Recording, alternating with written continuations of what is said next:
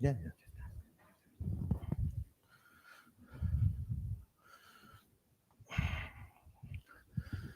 رحم الله من قرأ الفاتحة.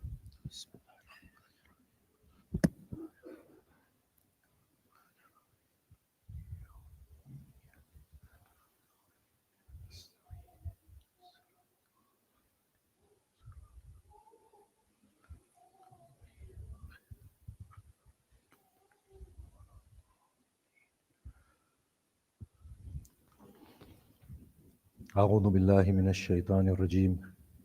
بسم الله الرحمن الرحيم. الحمد لله رب العالمين الذي هدانا لهذا وما كنا لنهتدي لولا أن هدانا الله. والصلاة والسلام على أشرف الأنبياء والمرسلين شفيع ذنوبنا وطبيب نفوسنا وحبيب قلوبنا أبي القاسم محمد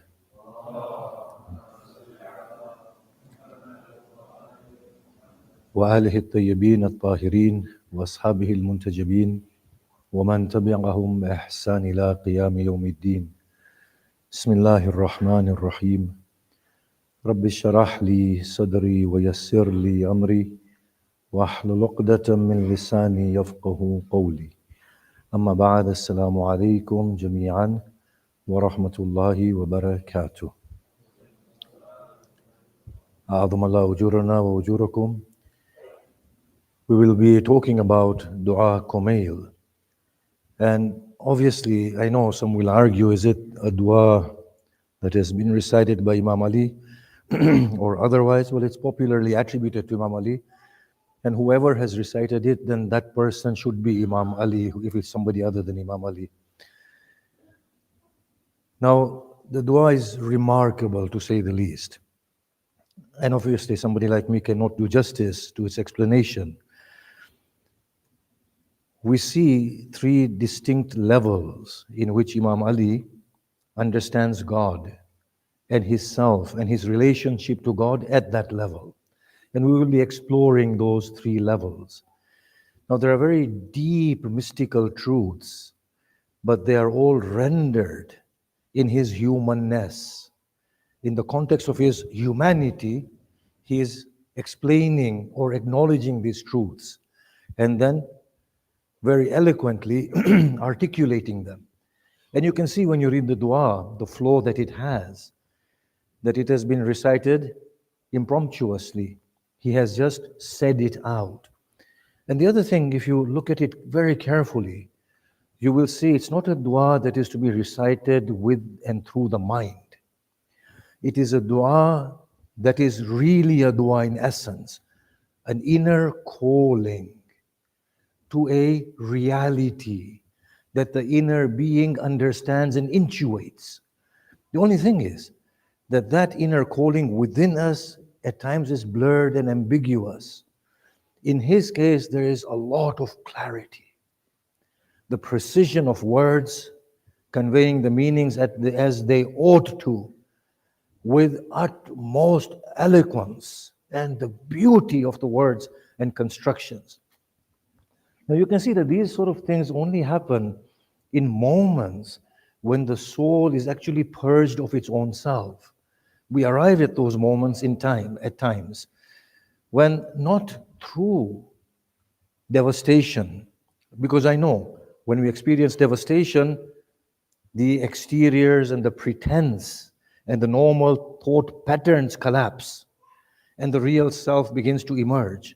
It's not that level. It is another very real spiritual level.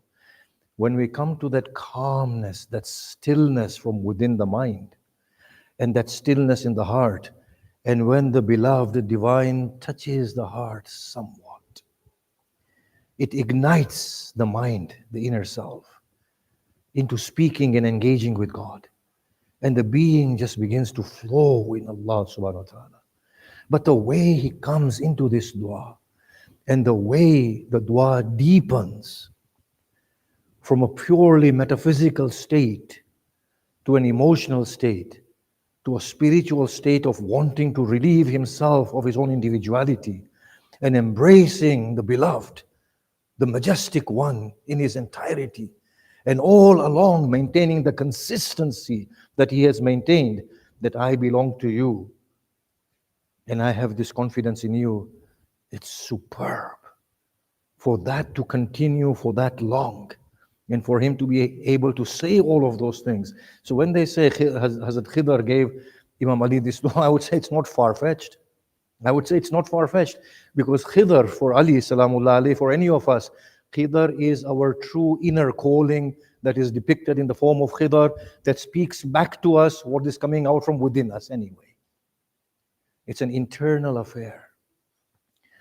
The very first thing this grand person understands and realizes is, and he feels this, he sees this, is the nature of this world is not what we see it to be. You see, if you look at this dua, it's extremely liberating. It's very God-centered. It does not want to concern itself with anything else apart from the human and the Lord. There is nobody else in that dua. It's all nothing. أَتَّقَرَّبُ إِلَيْكَ بِذِكْرِكَ وَأَسْتَشْفِعُ بِكَ إِلَى نَفْسِكَ. In the first part, I seek proximity to you through your mention, and I seek your intercession from you. He doesn't understand anybody else in this dua. It's that alone time with God, without anyone sharing in that time.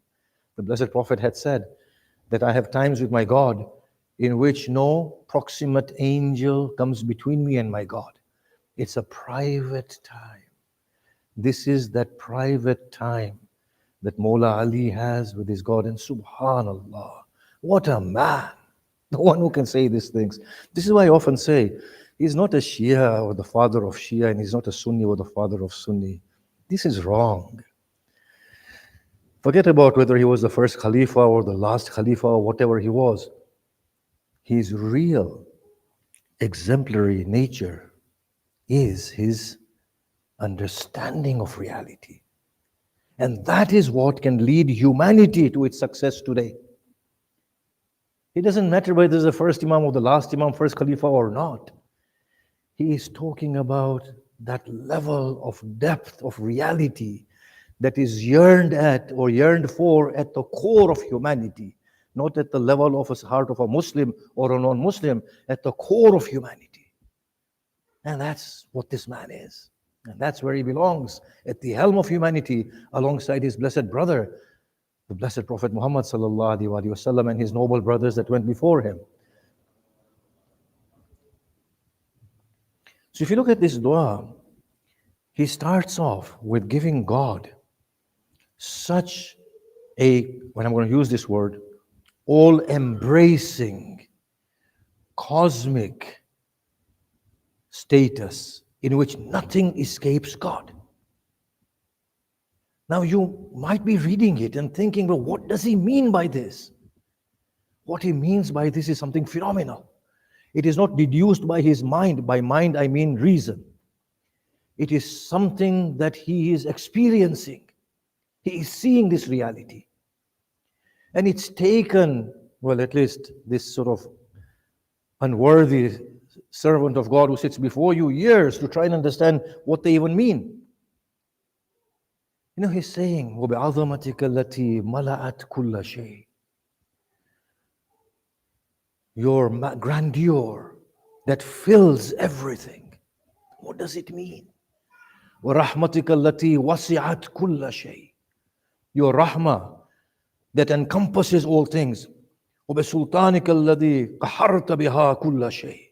And your authority with which you have subdued everything. وَبِقُوَّتِكَ الَّتِي قَحَرْتَ بِهَا كُلَّ شَيْءٍ. And then ضَلَّ لَهَا كُلُّ شَيْءٍ خَضَعَ لَهَا كُلُّ شَيْءٍ. Your authority, your majesty, for which everything is humbled. Then he comes to these beautiful phrases. وَبِأَسْمَائِكَ الَّتِي مَلَأَتْ أَرْكَانَ كُلِّ شَيْءٍ. Your names that fill the foundations of all things. وَبِنُورِ وَجْهِكَ الَّذِي أَضَاءَ لَهُ كُلَّ شَيْءٍ. And the light of your face that fills or that illuminates everything. Now you might be wondering, what does he mean?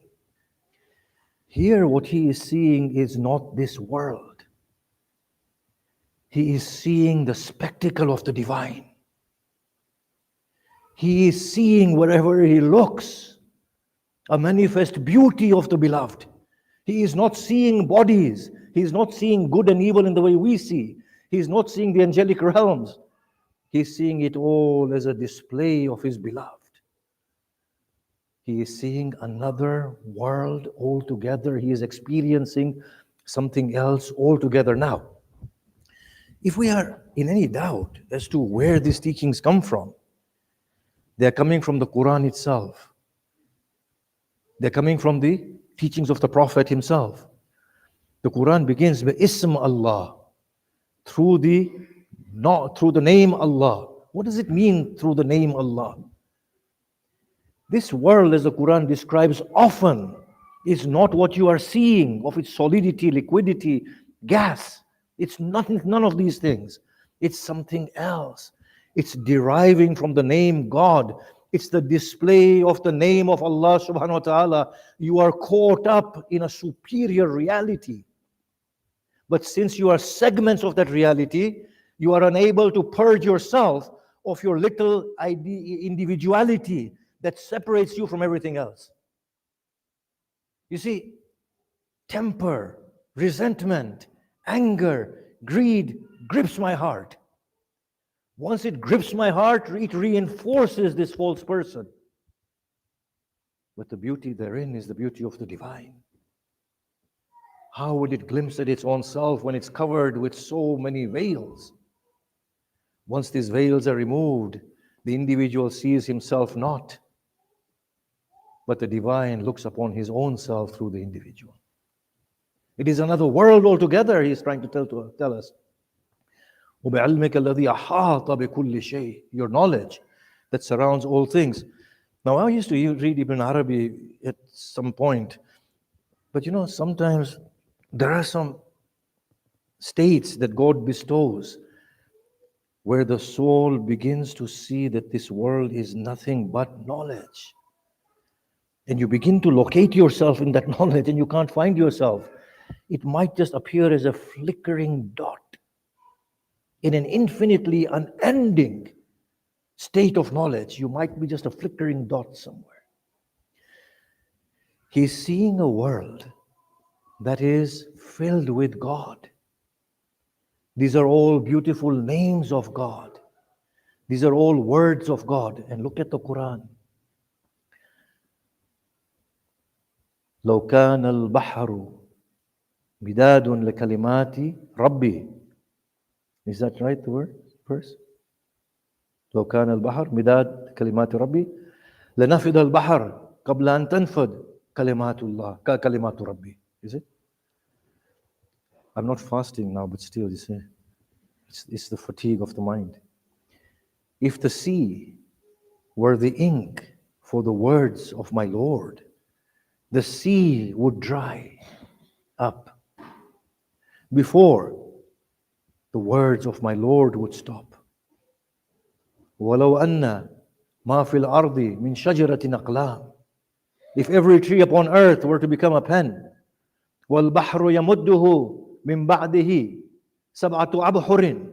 And if the seas, the ocean, were to give 7 seas to the pens to write the words of God, the kalimatullah would not end.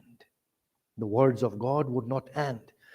What we are seeing here is that there is a world in which we are not living. We are living in a very false world. You see, we are somewhere in a reality where we are wearing goggles and we are seeing our individual worlds and we are happy in those worlds. And Imam Ali had said, "An-nasu niyama in matu intabahu," that people are asleep. When they die, they awaken. That's when the goggle will be removed.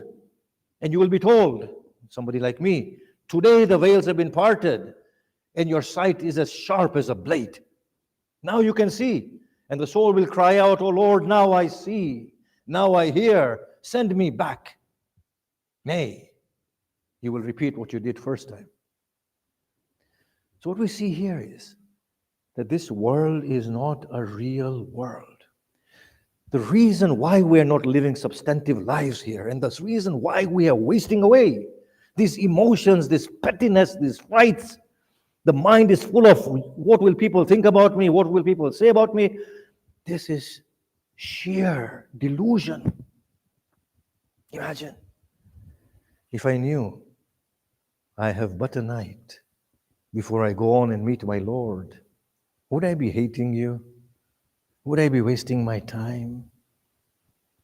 Would I not spend that time alone with my God? Would I not be thinking good of you and trying to do as much good for others as I could? How strange is the lot of the son of Adam. He carries burdens of sins upon his shoulders, knowing full well he will respond for them and cannot guarantee his next breath. How sorrowful is this state? Is it lamentable or laughable, I ask? Or is it both? The heavens weep upon us and they laugh simultaneously. So he is in this state where he is witnessing God and the splendor of God. Now that state is available to one and all. All of us can glimpse that beauty. And we need to glimpse it in order to live substantive lives. Once a person sees the beloved, he will not distinguish between a Christian and a Jew. He will not.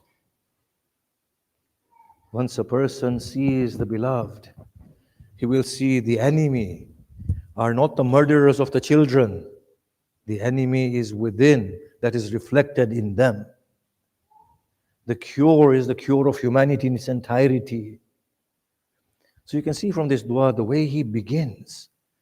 When he gives God that status, that overwhelming, overpowering status, he has already acknowledged his own status through that, of nothingness. And that has humbled his heart to an extent that he is able to say whatever he says subsequently. Now the phenomenal truth that he comes out with in this dua, he sees this beautiful world, totally subservient to God. And then he says to God, and there is no escaping min hukumatik. I cannot escape from your control, O God. So he has acknowledged all of that at the very beginning. Now he says, O Allah, forgive me the sins that ruin my innocence. And I think that's the worst sin that we can commit. All the other sins you can see that he's talking about can be forgiven, but dhunub allati tahtikul asam. Forgive the sin that destroys my innocence. The only people who will get within the folds of the beloved are the innocent souls, the Prophet said, didn't he? The majority of the people who will enter paradise will be innocent souls. The Prophet said that. The Prophet said, when you see evil from your brother, belie your eye. When it is confirmed they have done wrong, and they say otherwise, say to yourself, I am wrong, he is right. That's the level of innocence.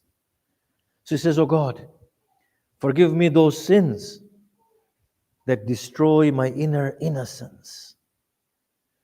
Forgive those sins that restrain my supplications from being elevated to you. Forgive those sins that cause tribulations to descend upon me. Forgive those sins that turn away the face of bounties from me. Now in all these sins, you will see there are two sins that he's talking about that are cardinal sins. One is the destruction of innocence, and the other one is being veiled from God. These are the two main sins. But the way he is constructing his understanding of sin in this dua is that, look, sins are things that are coming from you within yourself. And they are affecting the cosmos around you. These are not those things that you think they are. which they are. Okay, I understand to one level. That the angels write down and for which you will be paying and answering. He says, no. Sins are those things whose impact is immediate upon you. You think a bad thing about somebody, that's it, it's ruined your soul. That's it, it's finished. You say a bad word, it carves out a destiny for you that is unbefitting. And the worst sin is what occurs in here of thoughts and intentions. How many a good deed is a sin worthy of burning in hell because of a worse bad intention that accompanies it? Do you know that? How many a times I think to myself, have I debated my foes in order to prove my point, only for me to incur the fire of hell? Because it was never done out of sincerity. It was done out of the ego wanting to triumph and the ego wanting to establish the truth of my religion and my God. It was not for God, and God doesn't need these arguments. God doesn't even care for Islam, to be honest with you. He can't be bothered with these little religions. I'm sinning now, aren't I? Sins are things that are coming from within. He's not talking about exterior sins. You see, a child, in a childlike manner, swears. It's a child. A parrot swears at us. It's a parrot. The real swear, the real sin are the bad intentions that are coming from here. And they are ruining the whole cosmos.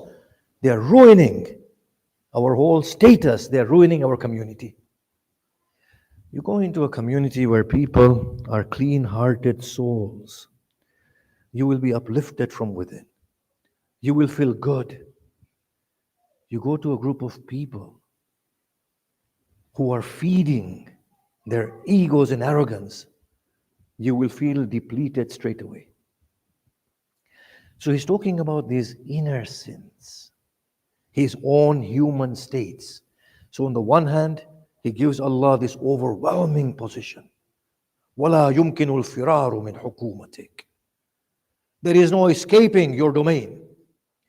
And then, in the same time, he is admitting to his own deficiencies, and he is admitting that he is creating his destiny. And later on in the dua, we will discuss how he's talking about the creation of his destiny. But at this point then, he turns to God and he says, I've acknowledged you in your entirety. Man li ghayruk. He says, oh Lord, you are so mighty, so lofty, so majestic, so overwhelming. I am so deficient and I feel this. But oh Lord, at this point, I can't escape from your domain. Now, Lord, tell me, who do I turn to?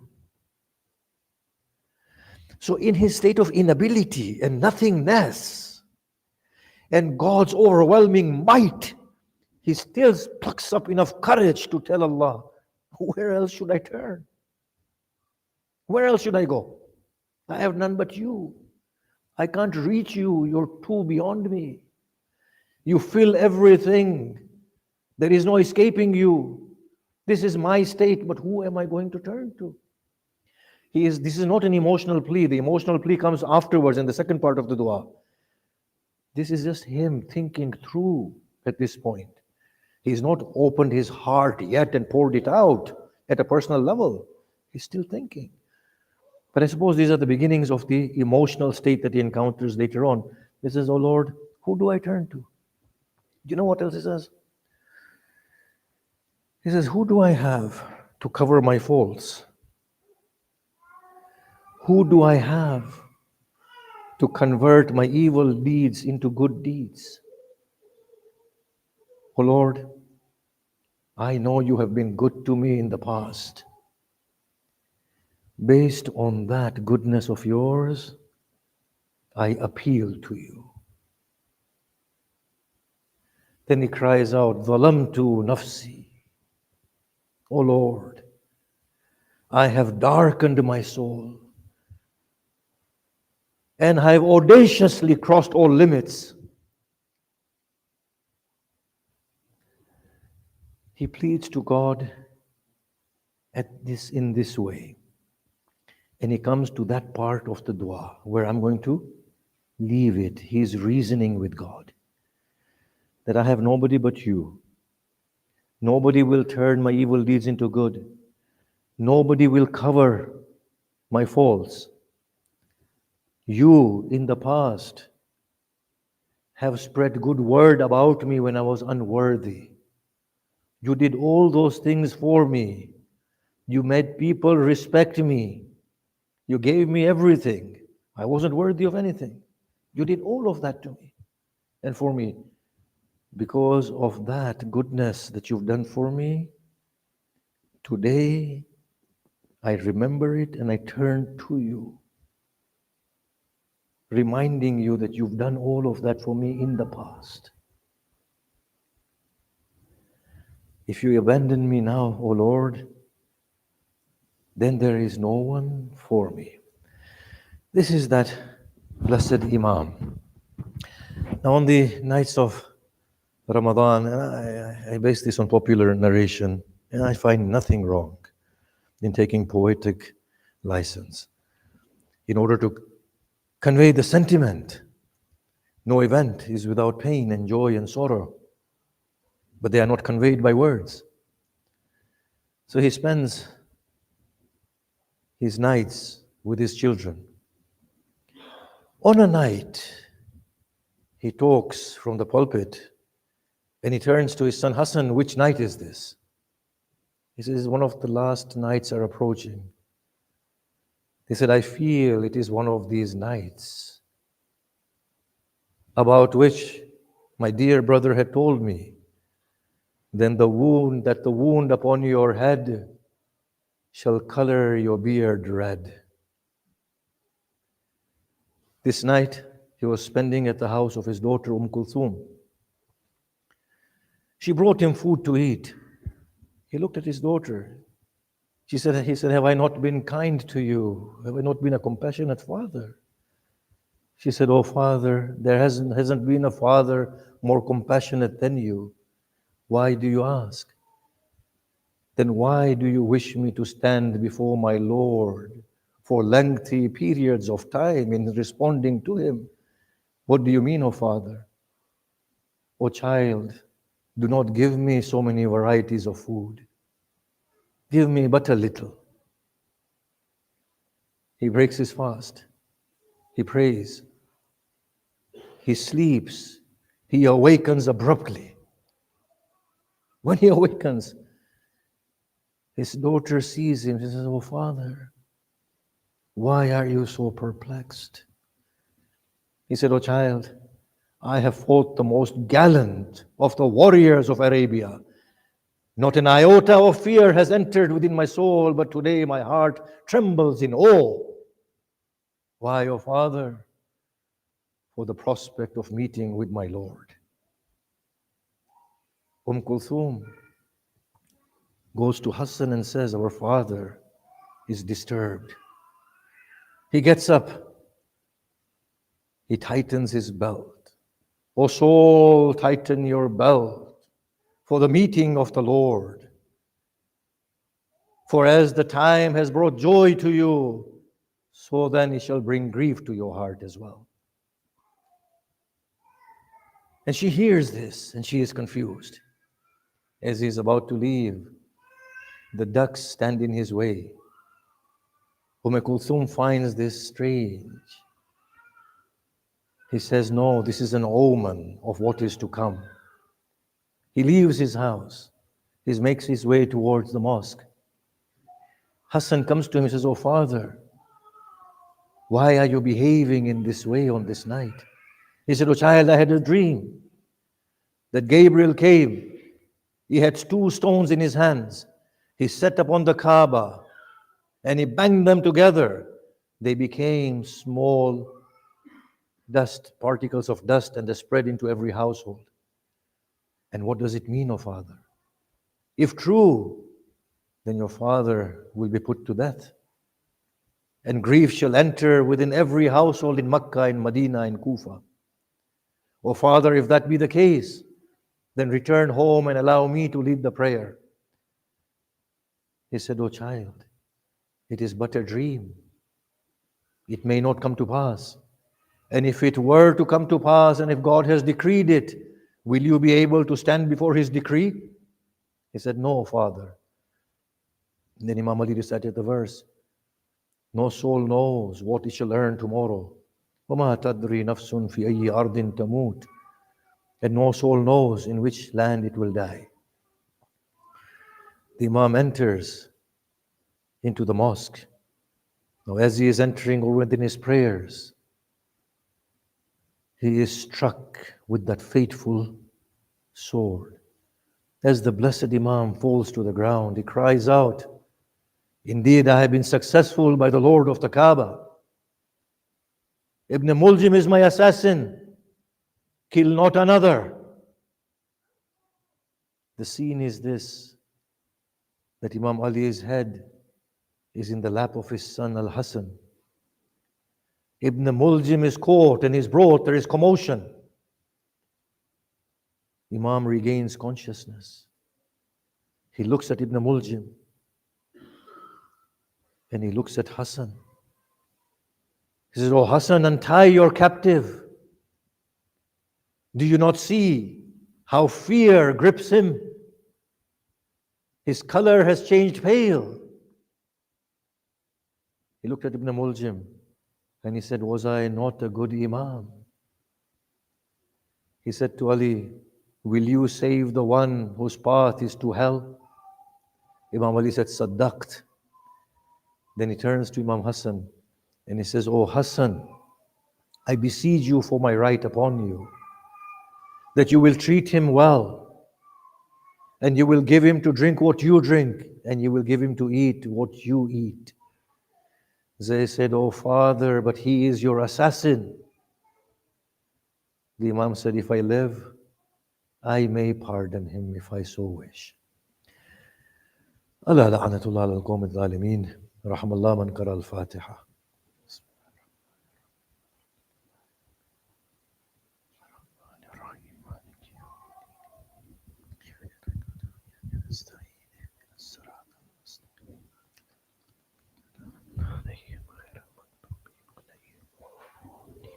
Staying here. Sorry, we have